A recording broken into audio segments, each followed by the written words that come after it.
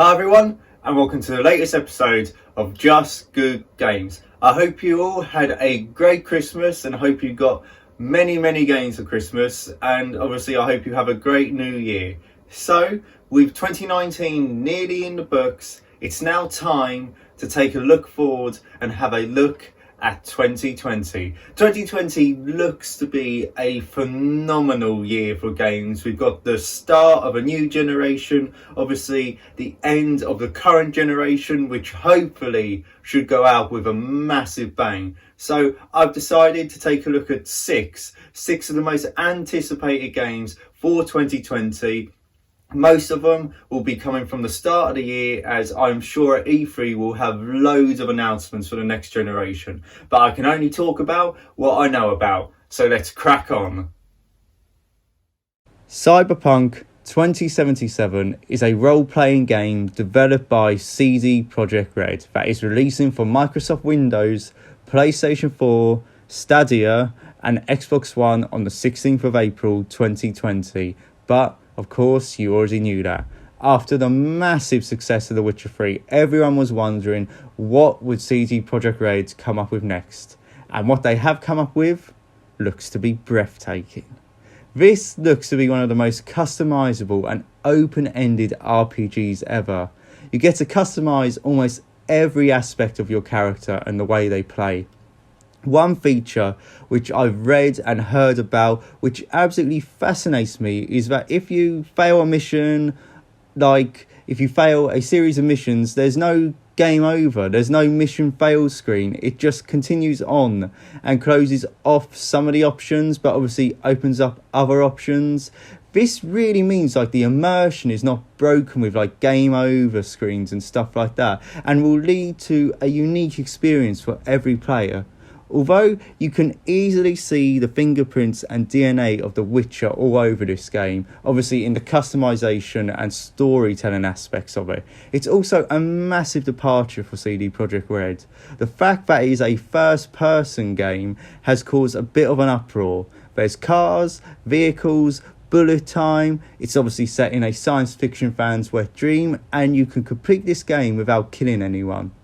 It seems like a cross between GTA, Deus Ex and Blade Runner.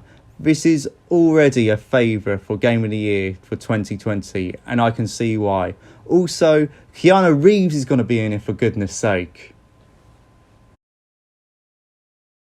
Final Fantasy VII The Remake is an upcoming action role-playing game developed and published by Square Enix for the PlayStation 4, timed exclusive. The game is a remake of the 1997 PlayStation classic and what many people believe to be one of the greatest games of all time, Final Fantasy VII. Well, of course it is. To avoid cutting content, Square have decided to release Final Fantasy VII, the remake, over a series of installments, with the first scheduled for release on March the 3rd, 2020. But once again, you guys probably already knew all this. I personally have never actually played Final Fantasy VII before, and I know that's a big gap in like my video game sort of library. And to be honest, I'm not really a massive fan of the Final Fantasy series. I've tried a few of the games before, and I've never really gotten it. It's never really clicked. But this looks to be awesome, and I really do hope that this is the one where it finally all clicks and it all comes together and I get the Final Fantasy experience that I've heard so much about. This has been rebuilt from the ground up, very much in the style of Resident Evil 2 the remake and the Shadow of the Colossus remake. If this can reach the high standards which those games have set, and I'm sure that it will, then we are in for a real treat. One of the main differences from the original version, though, is it looks to be using very similar combat to Final Fantasy 15. It's actually one of the Final Fantasy games which I've played, which for someone like me, who's not a Final Fantasy purist, looks great. But for the hardcore, it might not appeal as much. Square, though, have assured fans that you can change the combat to a more turn-based style, like pretty much like the original. No one is exactly sure when the first installment's story will stop, but I hope for a good 30 to 40 hours worth of gameplay, and that if you buy the first installment for a full game price, then all you have to do is download the other ones for free at a later date. This also has Game of the Year written all over it. It has been one of the most wished for remakes from gamers, so let's hope that it lives up to the hype. Animal Crossing New Horizons is an upcoming life simulation video game. I suppose if your life is like humanoid animals, then I suppose that'll simulate your life, but it is being developed and published by Nintendo for the Nintendo Switch and is scheduled for release on March the 20th, 2020. It has been delayed a couple times, but this is it now.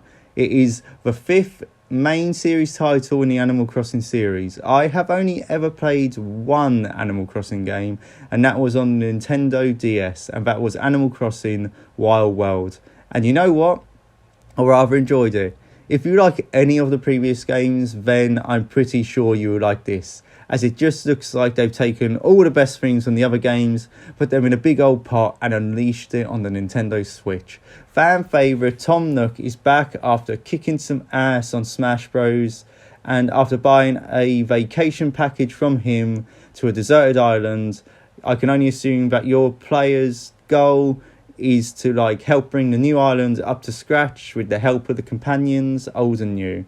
The Animal Crossing games they're very addictive. It has a very addictive gameplay loop. Not too dissimilar to games like farming simulator games. It has a nice do this, wait a while, come back, do this, wait a while, but obviously on a much grander scale. The crafting mechanic has been seriously upscaled in this one, and like most Animal Crossing games, you can help friends and trade items online with all your mates. The Animal Crossing games have sold surprisingly, well, I suppose not surprisingly to me, well, and have gained a real following, and I don't see that changing anytime soon with this title. This game is probably the game on this list that we know the least about. Maybe the last game we know a little less about, but still we know very little about this game, story-wise so far. But what we do know is it's definitely being released on the next generation of consoles. Well, the Xbox. There has been very little footage, but there's enough to make some assumptions. Halo Infinite is obviously a first-person shooter co-developed by 343 Industries and Skybox Labs, published by Xbox Game Studios, and will be released on PC, Xbox One, and as I've just pointed out, the upcoming Xbox Series X. The game is scheduled for release in 2020, and I put money on it being the launch title for the Series X, and is the 6th main entry in the Halo series. This game sees the return of the Master Chief as the main protagonist of the series, after sharing the duties with Spartan Locke in Halo 5. This will also hopefully be an ending to the Reclaimer saga which started with Halo 4. To be honest, Halo 4 and Halo 5 have not really lived up to the series' high standards, but I still did find them very enjoyable, and they brought enough to the table to make me want to finish this saga, especially after 5 ended on a bit of a cliffhanger. What will please fans the most though is the return of the split screen multiplayer to the series. This really was a must. I have so many good memories of playing through the original trilogy, ODST and Reach, split screen with my brother. Also, it'll be really interesting to see how they change and evolve with the online multiplayer, in a world where the online multiplayer has evolved so much since the release since number 5. I hope I said that right. For me, the online multiplayer in number 3 is the best online experience that I've ever had. I think this is pretty much nailed on to be a launch title, as I said, and so expectations will be very high, so let's hope they can be met, as this maybe is a last chance saloon for the Halo series, maybe? The Last of Us Part 2 is probably the game I'm looking most forward to playing in 2020. It has such a high bar to pass or even get close to, but from what I've seen so far, it looks to be on the right track. In case you didn't know, The Last of Us Part 2 is an action-adventure game developed by Naughty Dog and published by Sony Interactive Entertainment for the PlayStation 4.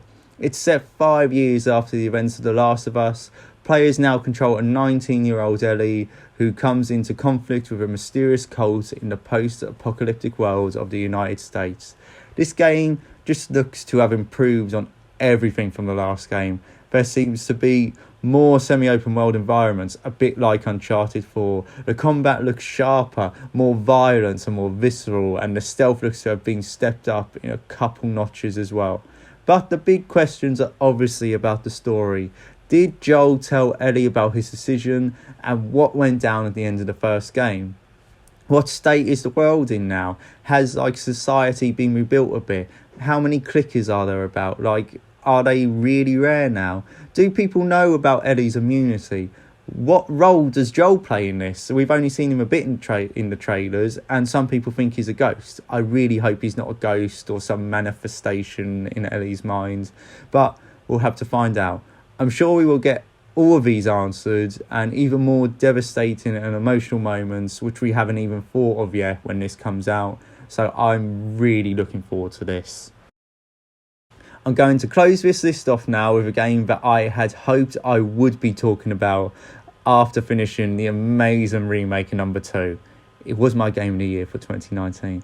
This was only really announced this month, so I have very little information on this, but I've got enough. Resident Evil 3, the remake, is an upcoming survival horror game developed and published by Capcom. This game is obviously a remake of Resident Evil 3 Nemesis, which came out in 1999, and follows Jill Valentine as she attempts to escape a zombie apocalypse, obviously from Raccoon City, while hunted by an intelligent bioweapon known as the Nemesis. It is scheduled for release on PlayStation 4, Windows and Xbox One on April the 3rd, 2020. The game also has an online multiplayer mode known as Resident Evil Resistance. The story is set in September 1998 during the events of Resident Evil 2, and you are pursued by the Nemesis. Stars.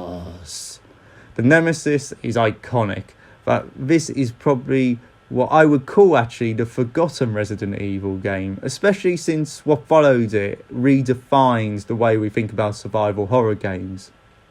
If they just do to this what they did to Resi 2, then we are onto a winner here. Although I've heard that they are going to make little tweaks and changes to the story and update it a bit unlike they did with 2, which is almost a carbon copy of the original one, it'll also be interesting to see how they do this, and it'll also be interesting to see how they differentiate the Nemesis from Mr. X, as they are very similar hulking beasts continuously pursuing you. I can't wait for this.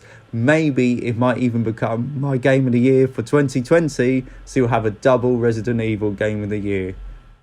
So there you have it. That was my 6 most anticipated games for 2020. Let me know what your most anticipated game for 2020 is in the comments below. So obviously we've reached the end of another video now, and all you guys have to do is subscribe, like, share, comment, obviously follow us on Facebook, follow us on Instagram, and once again, you've been watching Just Good Games.